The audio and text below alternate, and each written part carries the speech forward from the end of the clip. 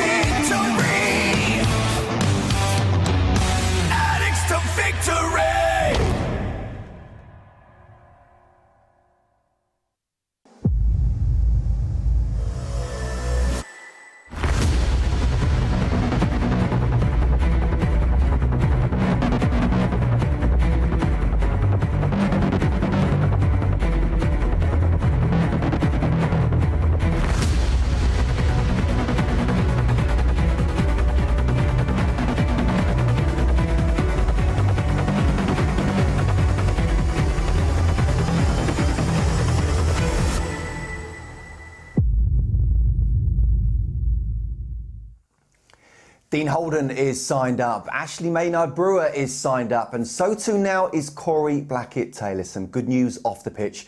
Let's hope we can transfer that on the pitch as we enter the final few weeks of the season. It is, of course, Morecambe away this evening of what is only our second ever trip to the Mazuma Stadium. The Shrimps have a real fight for survival on their hands as they currently sit just 2 points and 1 place from safety. It may only be 1 win in 5 for Morecambe, but they have tasted victory in 5 of the last 7 home matches in League One. It is certainly going to be a battle. We are live streaming tonight's game worldwide, including the UK and Ireland, and we've got lots to come ahead of kickoff here on Charlton TV. We'll hear exclusively from manager Dean Holden, who spoke to Terry Smith shortly after arriving at the Mazuma. And the lads were put through their paces by the staff at Woolwich Barracks last week, so we'll see how they got on. And we'll also hear from defender Michael Hector, who has gone from no football at all in the first half of the season to now a first-team regular again. Delighted, Dream Team alongside me, Curbs and Brownie. Dream Team, Curbs, but I wasn't your Dream Team member today, was I, in the golf? I let you down. I'm not going to say too much about it. I think I don't think you need to take the blame for today. You don't think? No. Look at me. Well, I think I'm not sure either of your scores added together got to mine today. Ah, so it's not about us being bad, it's about you being brilliant, is it? Is that what you're saying? I think I better turn the pages. Could we get a few right tonight? I have to say, that's the best I've seen him play, actually. Absolutely. He's been in Spain all last week practicing. He has been in Spain all last week. The good news, though, Curbs, we didn't have to worry about you coming in and making it on time. You didn't have to go through the tunnel, did you? in South London, yeah. Perfect. So, Brownie, look, it's a cold night in Morecambe. You used to love those type of nights, didn't you? I loved it, yeah. I mean, obviously, I didn't drop that low enough to play Morecambe, but... Sorry. Where is Morecambe? Yeah, but it's one of those grounds, isn't it, that's come through the levels quickly, probably a little bit too quick for the budget they're on, and it's a fight. I liken them to Accrington a little bit. Small crowd, small stadium. Pitch looks absolutely gorgeous, to be fair, from the pictures we've seen. But yeah, it's one of those sides that you know it's punching well above its weight at the moment. Either of you ever been to Morecambe? No. See a bit of Tyson Fury? No, but I am amazed at the pitches. Like, I mean, I played at Brighton in Division 3, if you like, and you know some of the grounds we went to then, you know, the pitches were unplayable. But I'm looking at these pitches now, and no, they were a delight. I think Dean's already said that in his interview how good the pitch is, and it should suit us. No complaints, whatever. So let's hope we can perform on it. I mean, Morecambe are known as the Shrimps. So are you ready for some locally caught shrimps? We're going to try that a little bit later. You're going to will some more food out for us. Or do you want to go back to the vegan food? No. I love a bit of shrimp anyway. Look, I wasn't here at the weekend, but we have to say some really positive news just before kick-off was Dean signing his new contract. How pleased were you both with that? Well, I think it's a bit of stability. I think, firstly, now the players know he's in charge, and you know, making decisions. They realise that he's the manager. He's going to be around, and they're going to have to perform if they want to be in the squad for next season, because now he's looking, well, hopefully we get 2 wins as quick as possible, and then, you know, that we're out of that relegation thing and everything else. And he can, I've been saying this for quite a few weeks, he can start looking at the squad, giving people a chance, perhaps some more young players, but trying to fashion his squad for next year. And whoever the owners are in the summer, this is what I need. You know, this is what I want, and, you know, I've assessed the squad over the last 3 or 4 months. I think we need that, we need that, we need that. Can we go out and do it?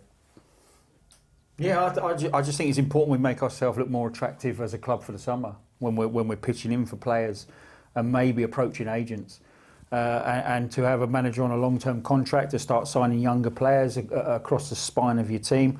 A bit disappointed actually that Lucas has got injured, because I think there probably would have been a deal there done. And then you've got the positivity of those young players being signed on. You've got a manager long term, and I think as a football club you can then start pitching yourself a little bit better than we have been able to do in the last couple of years. So I think that's important in that respect. How we're seeing from the outside inwards, looks like there's a plan in place, and we're starting to slowly put every piece of the jigsaw together. So I think it's important in that respect. I've been advocating for the last month or so about Dean, you know, if he's going to get a contract or not, so he can then really assess the squad and perhaps start making change. As I said earlier, you know, can I play Scott Minto wide left, not left back? Can he play as a wing back? You know, you start looking at things like that, trying to get it sorted out for next season. But I do think now he's signed the contract, I think he needs to finish the season strongly. For all sorts of reasons. Well, that's not easy though. On the one hand, you're saying look at different players. So that's the conundrum that he has, surely. No, I've been, as I was saying, for the last month I've been advocating, you know, put some youngsters in, play a few people. You ain't seen Joe Wollacott, for instance. But, you know, now I'm looking at it thinking, you've got your contract, you signed up. What Brownie just said there about stability and what other people are looking at us now, and our attractability in the summer, finish strongly. You know, let's finish in the top half. Let's finish with 3 or 4 wins out of the last 5 or 6. You know, so that it's all positive. So when we do go into the market, we are attractive for whatever, you know, for if we're going to sign players for money or we're going to sign players on loan, etc. We finish the season strongly, and we're talking about a challenge next year. Yeah, and talking of contracts being signed as well, great news for Ashley and Corey, isn't it? Yeah. I mean, Corey didn't have a choice. No, but I actually think it's better news for us. I mean, that's obviously why we've absolutely. done it. I think whoever put those clauses in, and there was a few players actually. I think Dobbo had a year, and it was at the club's discretion, which I think is quite unusual. And the club have activated both those. So whoever put those in, you know, pat on the back for that, because if they hadn't, then effectively Corey was walking out the door in the summer. So, and I would say that we've given him a very good platform. Actually, I still think there's improvements to be made, you know, in his game. I think he'll admit that. You know, better final ball, start getting a little bit more accurate. He had a great opportunity Saturday on a half volley to feed 2 players in the box and he just hit the defender. So little moments like that, he's got to tighten up over the next 12 months. But yeah, I think that's a great deal for the club in terms of, you know, if we can strengthen over the summer. None of us know where we're going to be, do we, in terms of how much money there might be available, might not be available. But either way, if he's a squad member coming off the bench, he's a danger, and if he's starting and he's on it, he's a danger. So it's a good time. Bradley just mentioned a disappointment is Lucas Ness, who's been outstanding. He went off on Saturday with a knee injury. We don't know how severe that is, but you know he's another one that you've got to sign up. You know, and if the injury is going to be a problem, as we say, we don't know what he's done, but you know, he's another one who's been outstanding, and I think his contract's due at the end of the season. So, you know, we've got to sign him. A final one on signing up as well. You should have signed up to a different pizza delivery as well, shouldn't you? We've been waiting an hour for pizza, and it's come literally just as we've come on there.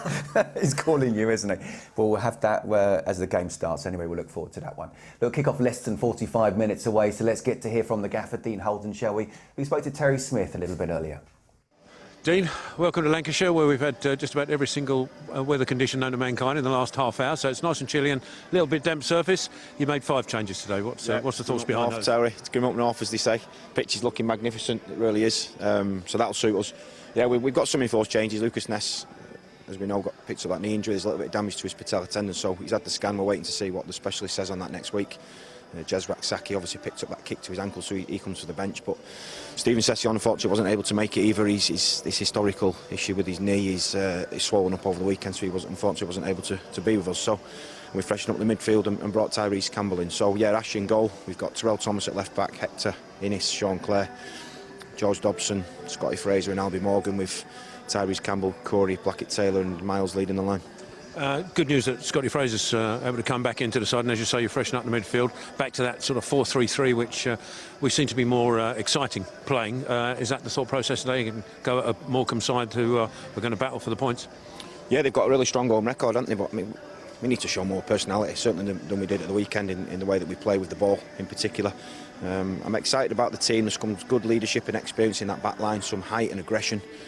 Some creativity through that midfield and obviously raw pace on the sides to help Miles as well. So we're looking to take the game to Morecambe. It's not going to be an easy one, obviously, but with only 4 games in the division tonight, it's a chance for us to get up the table. Style in which Morecambe played, did that dictate also the way the back 4 shaped up? No, not really. No, it's more about us. We focused on purely on us on this one. We've made the players aware of where their threats are. And they've got some good players in them. They play quite narrow through that midfield, and Dan Crowley in particular was a wonderful young player coming through at Arsenal. Ashley Hunter as well, and Jensen Weir's another one. So we're well aware of them, but certainly we need to show what a good team we can be, and we've not been doing that as well in recent games. We need to get back to it. Cheers, Dean. Good luck tonight. Thank you. Cheers.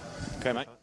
Yeah, so half the outfield team changed here. Innes, Thomas, Morgan, Fraser, Campbell all come in. Not good with the one struggling, but good news that Manny Egbo is on the bench and looking to make a first appearance since the Ipswich game in October. So, Curbs, it's not easy, is it, when you've got the Saturday, Tuesday and you're changing half your side? No, but it's back to the normal shape and system, if you like. But, you know, it's a great chance for Thomas and Campbell again. It may have been forced on him, Dean, to change the team because of the injuries, but it's a chance now for homegrown talent to show us what they can do.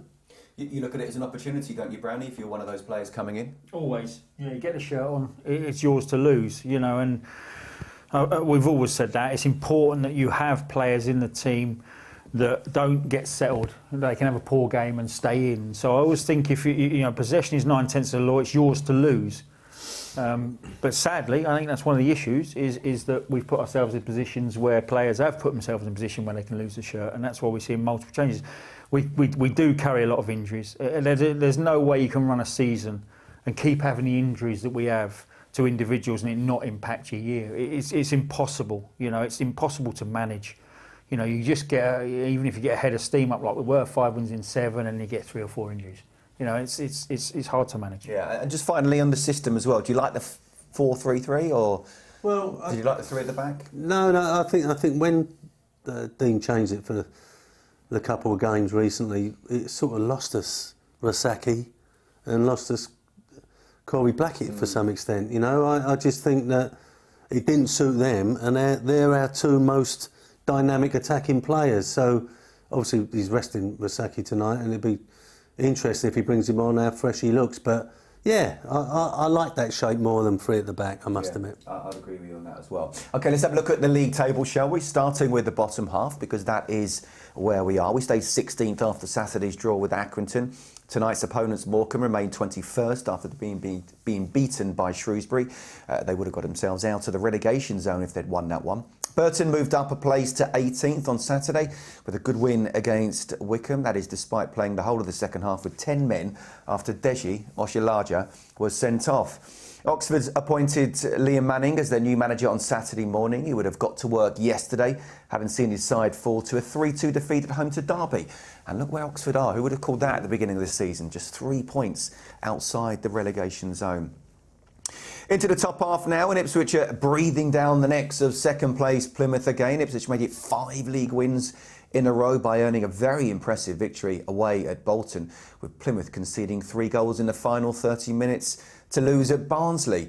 Derby and Shrewsbury both moved up a place to 5th and 8th respectively, with the wins that we've already mentioned.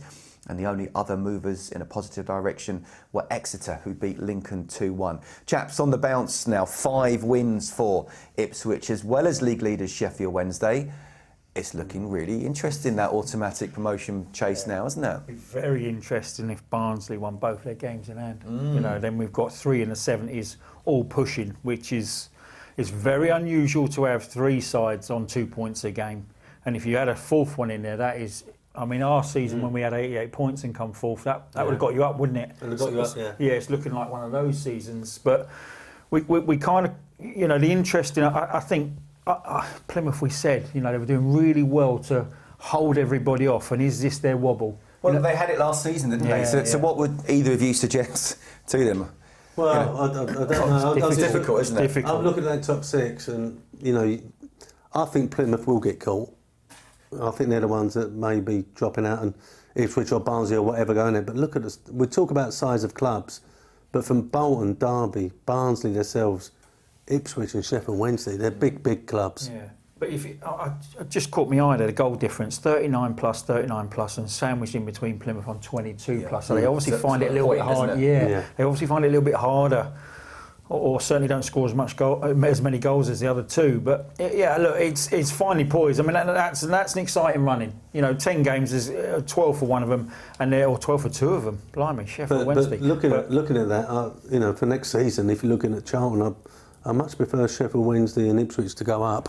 You want the big earners out of it. You want the big clubs. Yeah, you want the big earners. Sheffield Wednesday and Ipswich and perhaps Derby. Yeah. If we're going to pick anyone. Well, that's who you think, isn't it? That's what I think. Yeah. But then 3 big clubs out. Yeah. If you've got them out wage-wise, because they can attract a lot of good players into League One. You know, they might even have to. I was looking at Sheffield Wednesday's team the other day, and it's quite an old side, and they might have to do a little bit of adjustment. Or adjusting when they go up to the Championship, because it might, you know, there might be some players come out their squad available that will pop back down, and they've had a great year this year. So let's get them out the way, shall we? And the big boys out the way, and make it next season a little bit easier, a little bit. Okay, 4 games in League One this evening, with all of them being rearranged fixtures. Accrington host Portsmouth in what is a big game for the hosts. They could pull clear of the drop zone with a win. Bristol Rovers play Wickham. They could move to within 3 points of a top 6 with a victory. And Burton welcome Peterborough to the Pirelli. Charlie Kirk started Burton's win over Wickham on Saturday. He'll, of course, hope to be involved again this evening. Peterborough, meanwhile, will want to bounce back from their surprise 3-0 home defeat to Cheltenham. Brownie, a few clubs in action tonight that don't really have much to play for. When you're in that situation, how do you keep yourself motivated? Obviously, you should be playing for your pride every single game.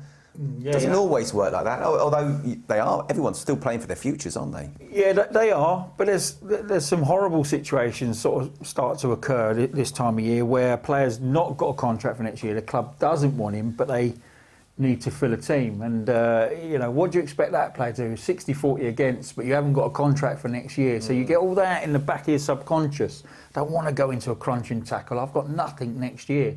So you get little situations like that cropping up this time of year, which is difficult. But Burton, you know, obviously we've had some players go there, and they've had a little bit of a turnaround. You know, 5 wins I think in the last 7 or 8, and they've catapulted themselves out of the relegation zone. So they've done very, very well. But yeah, it's that we're getting towards the stage, and we've been there a few times where you're not challenging up the top, you're not going down. And we've peeled off quite a few times, which is, you know, disappointing. It led to... Was Premier League. Well, yeah, it led to Richard Murray sort of changing the bonus scheme. So there was some good come out of it. Now, look, we'd never normally watch a goal that wasn't a Charlton goal as such, but take a look at this. Stephen Sessegnon's goal, obviously, on Saturday was something special, but how about this from Alfie May of Cheltenham Town? Brownie, obviously you're going to ask questions of the keeper. Massively, yeah. Massively. But he scores a second goal in this game, but it's a thunderous strike as well. It's 2 great goals, yeah. But I mean, worth seeing it on Charlton TV, even though it's 100%. Because the best thing about it, apart from the strike, is the goalkeeper struggling to get back and then diving in. It makes it. If he just gave up the goalie, it won't look so good. But he's still trying to get it. Look. It's almost, that's a joke. It's a long like throw, flicked on. He takes the touch to himself. He's on the sideline, you know, 50 yards up the pitch, and that is incredible technique. Yeah. To even see it to start with, and then pull it off. Fantastic goal. Let's hope we can see a similar goal for Charlton this evening. We should have to wait and see on that one. OK, let's take a little bit of a break from the football and get to our club news updates, shall we? And we start with, as always, ticketing news. We've got one more home game to come in March, which is against Wickham, Saturday, March the 25th, and tickets are now on sale for that fixture. April set to be a very busy month at the Valley with games against Shrewsbury, Burton, Morecambe and Port Vale. Tickets for all of those matches can also be bought by visiting booking.cafc.co.uk right now. Now have a look at this. Oh, isn't that a lovely photo? Everyone at Charlton TV would like to offer their congratulations to Addict skipper George Dobson and the person who did all the work, you have to say, part of the jest, on the birth of their first daughter at the end of last week. And after the birth, Dobbo took a leaf out of the Stevie Brown parenting book and got himself straight back onto the pitch to play in Saturday's draw with Accrington. Or did he, or was he forced? Let's ask the man to our left. Well, first of all, let's hope he got a full night's sleep last night. Curbs, would you let him? No, he didn't let me. No, he didn't let me. There was get yourself up here. Was that not the time when Trevor Francis got himself in a little bit of a pickle with Mad Dog? Was it Mad Dog? All I know is I had to tap Mad on the foot and go, Curb said no, I'll see you tonight. or was it your appearance money? Yeah, I didn't want to tell her that, but yeah. How times have changed, you have to say. OK, all supporters are reminded that tonight's match is available to stream worldwide. That is including the UK and Ireland here on Charlton TV. If you're watching on social media now, make sure you get your match pass so you can watch the game too. Priced at just £10, and you can get yours by heading to cafc.co.uk. With your match pass, you can watch the game itself, as well as expert analysis from Curbs and analysis from Brownie. Just want to clear up, I didn't miss anything. She was still sat in the same spot. I hadn't got any further down the line by the time I got back in the evening, so it was all right. It was all right. You're going to let it go, isn't it? You're going to let it go. Digging a deeper hole now, I think. And you could also, by the way, watch the whole production from tomorrow. OK, well, the Charlton women's team fought back from 2 goals down on Sunday to earn a draw against Birmingham City in the Barclays Women's Championship. And after falling behind, the Addicts got one back from a flag kick of their own when Kira Skills volleyed home Beth Rowe's deflected cross. And they then levelled through a tidy finish for Mel Johnson following a great driving run from midfielder Lois Roach. The Addicts are back in action on Sunday when they travel to Coventry United in the league.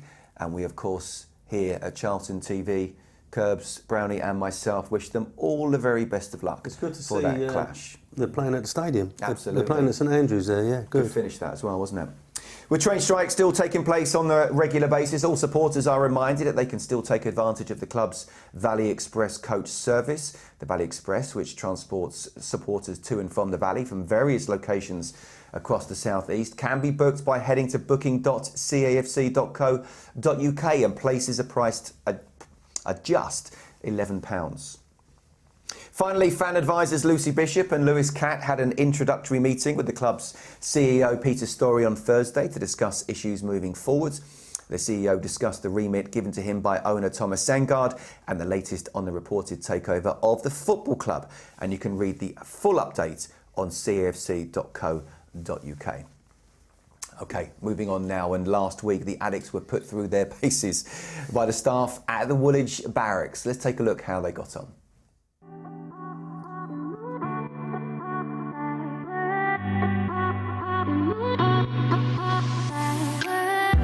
Going back probably about 6 weeks ago, I bumped into a guy where I'm living in North Greenwich, and he's ex-military, and I got talking to him and we had a really insightful chat. And I've always had this idea of bringing the players, the staff down, basically to see what elite looks like, leadership, the standards, the discipline that these guys set. Some of the stories are frightening, like where they've been all over the world, the tours that they've done. Really insightful, and I wanted to bring the players and the staff down today just to have a look at that. We've done quite a bit of physical work as well. It's a working day for us today, so all in all, it's been really enjoyable, and we're really grateful for Adam, the guy that I met first time round, who then introduced me to Andy, who's basically the top dog of this barracks. So he tells me anyway, and I won't be arguing back with him. So we've hosted Charlton Athletic Football Club today in Royal Artillery Barracks in Woolwich. A great day for community engagement, but also the guys have been able to see exactly what happens this side of the wire, a part of the army life that actually you probably wouldn't normally see. And actually I think the guys are relatively surprised at just how simple and normal, our guys are in and out of uniform. And second to that, we've put the football players through some team working and bonding exercises.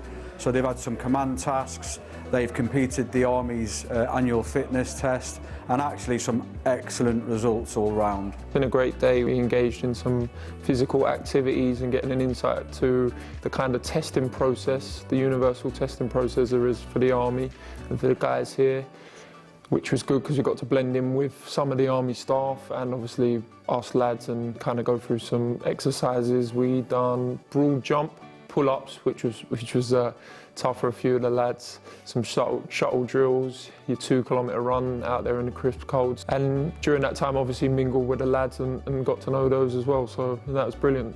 It leads to situations, obviously on the pitch on a weekend, where you're building some resilience. You're building obviously team spirit. Everyone talks about team bonding. What is that? It's getting a trust. It's getting a shared purpose between a group of people to go and achieve the result at the end of it. So yeah, I'm quite big on doing different types of things to break the week up. I think it's a really important thing to quickly establish a real culture and a real working class sort of top working environment is what I'm trying to say with. And I think sometimes you've got to look at what that is to be able to get there yourself. So I think there's probably no better standard set than when you come somewhere like this, where you're looking at guys who are working. As I said, some of the stories, they're very open-minded in terms of telling you, explaining things to you, the way that they operate when the balloon goes up and they get the call to go to war. The training that goes behind that for when they go there, they feel prepared.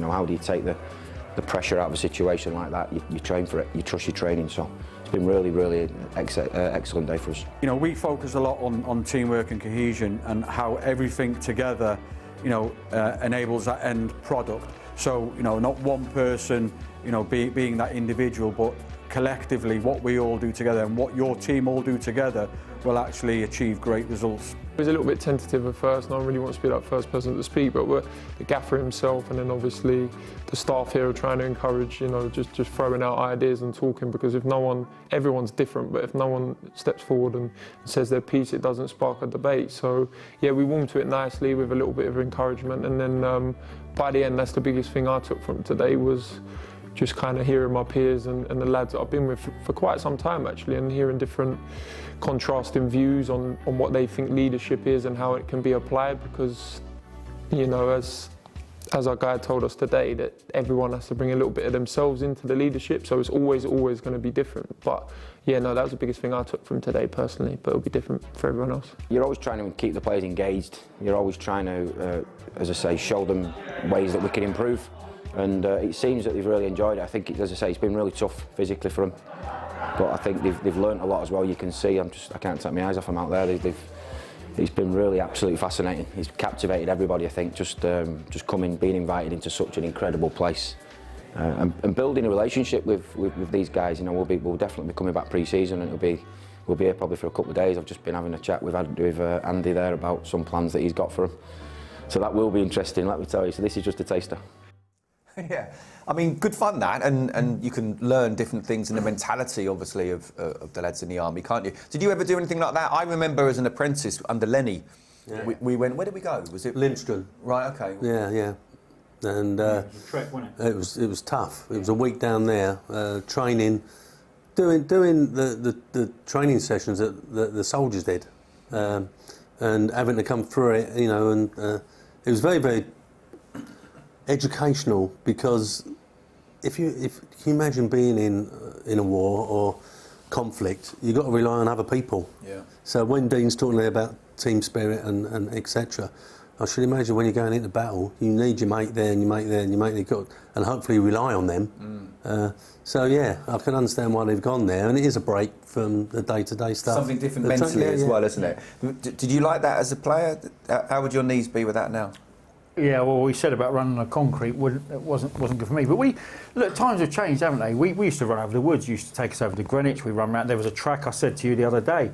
They wouldn't do that anymore. No. There was a double run, a double loop round the woods with a great big hill to finish, roots sticking out everywhere. You just wouldn't do that now. But we didn't. It was good fun. Well, Lenny used to run us up here, didn't it? Up the East End. Yeah, there was a Greenwich Hill run you used to do. Greenwich Hill. Oh my good God. Oh, good God. David White. Oh, David White. Yeah, and so things have changed. But I think from that perspective there, and what I can liken it to the ones we did, discipline.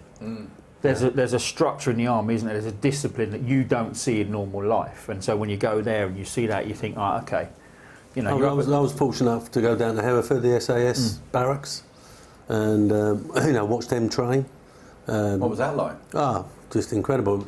We went there as it was a fundraising event, funny enough, and we was treated to seeing them actually, not in action, but as much action as you could possibly imagine, the soldiers. And I remember we was talking to one of them and sort of asking them, well, how many SAS are there? And so the guy said to me, well, how many do you think?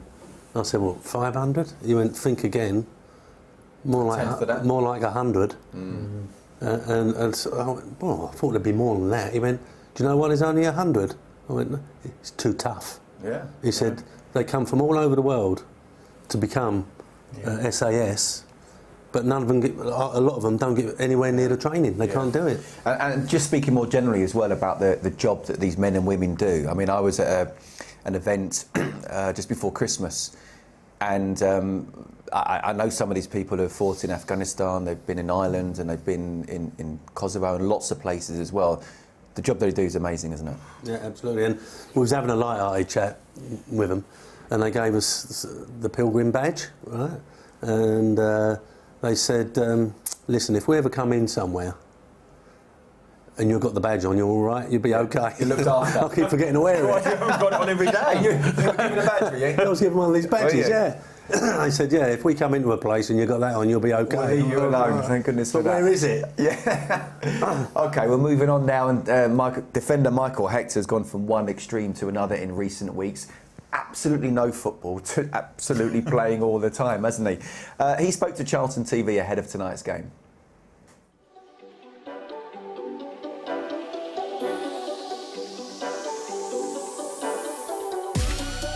Heck, almost a month and a half into your Charlton career, how do you assess it to date?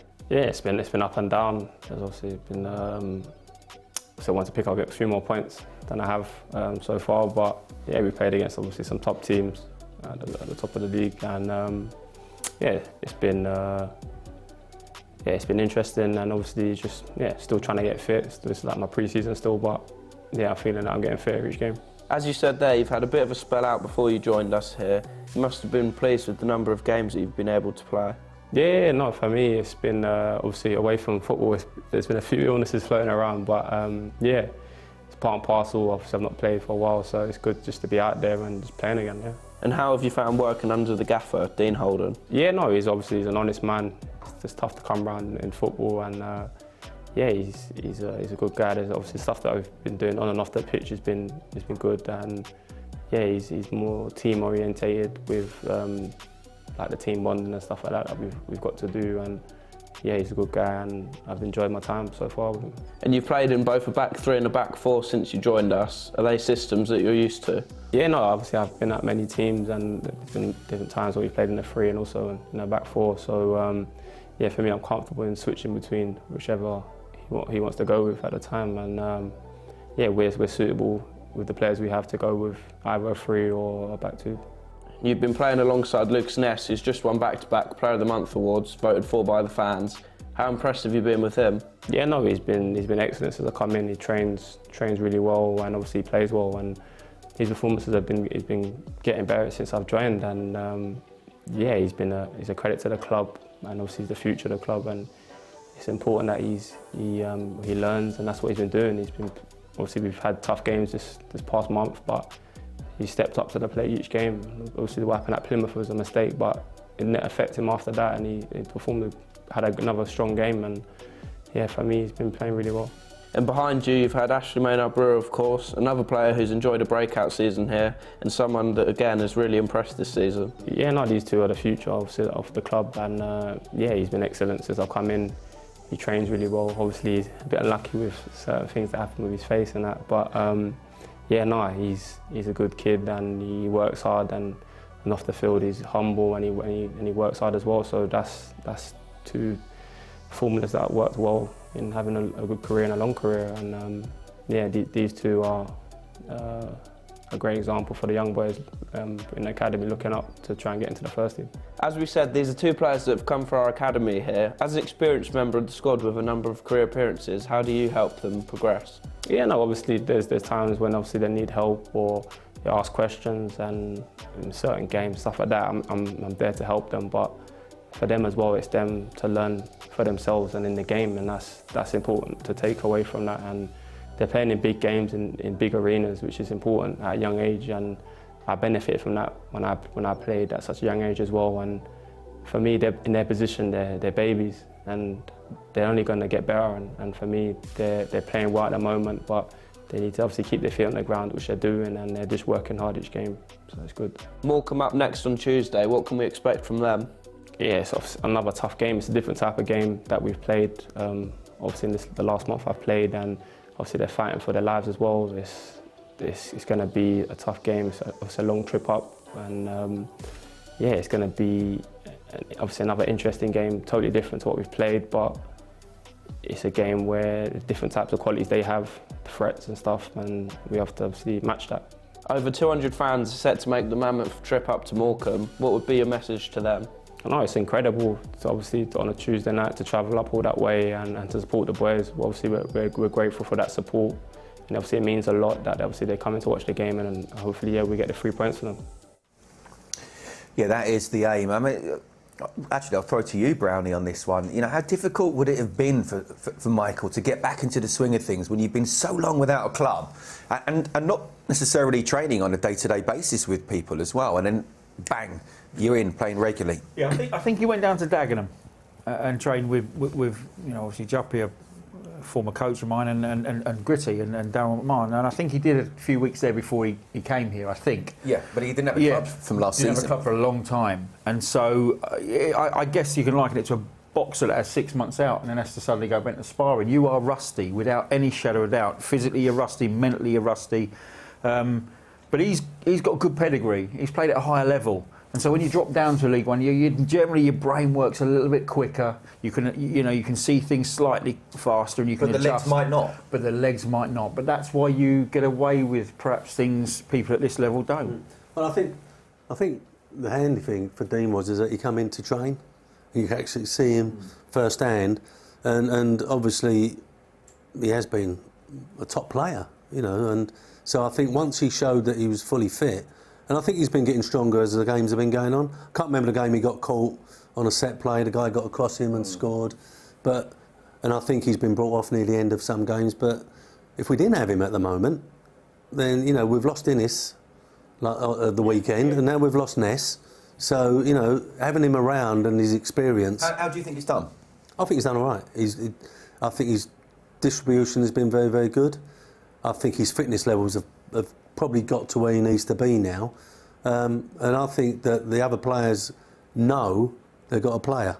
He's a player. Well, we talked about Lucas Ness earlier, and he's another one. The club does have an option on him, but Lucas has said about how important it is for someone experienced and the way that Michael talks to him as well, because Lucas is a top talent, isn't he? Yeah. And he can not only do well for Charlton, Michael, but he can also help Lucas in his own personal career as well. Absolutely, and I did that with Michael Turner back in the day when, you know, you played in the reserves. You know, if you weren't in the first team, you played in the reserves. So you got 26, 27-year-old centre-halves playing next to a 19-year-old kid. And, you know, Michael was a bit unlucky, I will say that, because he was about fifth choice here. We had a really strong squad. But we kind of knew. But he did need to go off. He needed to leave her. He was never going to make our first team. But we all kind of knew he was going to pitch somewhere. He got a lot further than perhaps we all thought, but he went on to have a great career. But I liken what you're talking about. You know, I sat next to Michael for probably more than I should have done again. But that's, yeah, it's information they wouldn't normally be getting from an experienced player. You must have had a young kid inside you playing, that come out wrong, playing alongside you, left side of centre half, and you know, you would have educated him, wouldn't you? You've done your level best to pass on experiences that you've had. I know what you mean. Let's move swiftly on to it. Let's look back on the game against Accrington. Frustrating, I suppose, really. Obviously, again, I wasn't here. I've seen the highlights, seen the goals. How would you, Curbs, sum it up? Well, I think we got in some great positions like that, and the final ball wasn't good enough, or our movement or our run wasn't good enough. And, you know, we created some really good chances and opportunities, but they wasn't took. But in all fairness, Accrington performed, I thought they'd done okay. For a team down the bottom, they played with a freeness. You know, they didn't look as if they was a bottom-of-the-table team. We haven't got that home fortress at the moment, have we? No. And, you know, whenever they broke on us, or they got bodies in the box, they did look dangerous. We were a bit concerned up here, you know, every time they got near the box. And I think this goal just sums it up for me at the moment, our defending, because we've got enough bodies in there, but no one is marking anyone. We're all looking at the ball, we're all following the ball, we're not picking up our player. And in the end, they've got 2 free headers. You can't have that in the 6-yard box. No. Positive note, some goal, wasn't it? Oh, unstoppable goal. Just as he nicks inside there, I don't think he's looking for anything else. There's a little run from George Dobson. I don't think he even looks at it. He sees the keeper, he looks at that corner, and he just goes. You're saying for it. go on, shoot, aren't you? Oh, yeah, and he just had nothing else in his mind other than take that shot. But Curbs made an interesting point. That came from a drop ball that the ref just gave to us. One sideward pass and we've scored. Yeah. I'd like to know where that. See, those moments with Hector Yeah. are really important, and those are the things we talk about where you've not been playing. Yeah. Like, he doesn't mind an up and under. Actually, he's done a few in the first few games, but he's just got to be wary of those moments. A few avits. Yeah, he has done. Yeah. We had a good chance, didn't we, in stoppage time when young striker Daniel Kano went through, lacked a bit of composure. I mean, 20 goals for the under-18s and under-21, so he knows where the back of the net is, but there's almost a different feel in the first team game, isn't there? I think he had too Didn't much have that time. conviction. No, but I think he had too much time to think about it. One-on-one, the valley. Yeah. And he's gone with the outside of his foot, which was really strange, really. He should have just gone with the inside of his foot and got it over the keeper, and it would have been a But is great that goal. why it's important youngsters are playing and gain the experience where it doesn't matter too much? Obviously, we didn't win the game, but it doesn't matter in terms of relegation or promotion, and they're learning for next season. It's always best to give them the opportunity when there's no pressure. Yeah. But there is a little bit of pressure at the moment because we need to win a game. Yeah, I think the important bit about that clip was what he offered. We don't have too many runners like that in behind, and he's got a little bit of pace. He left the defender behind. Technically, actually, it comes off his shin a little bit, And it's not gone with the outside of his foot. and I wonder if he should have just driven it into the ground. Keeper's right on top of him. Just drive it into the ground, see if he can beat him, target. But what he offered there was that spin off the shoulder in behind, and he wasn't going to get caught. And we've lacked that a little bit. Yeah. He will learn from that. Let's remind ourselves of tonight's teams now, shall we? Of 5 changes that we have made as the lads are coming out. What do you make of Morecambe, Brownie?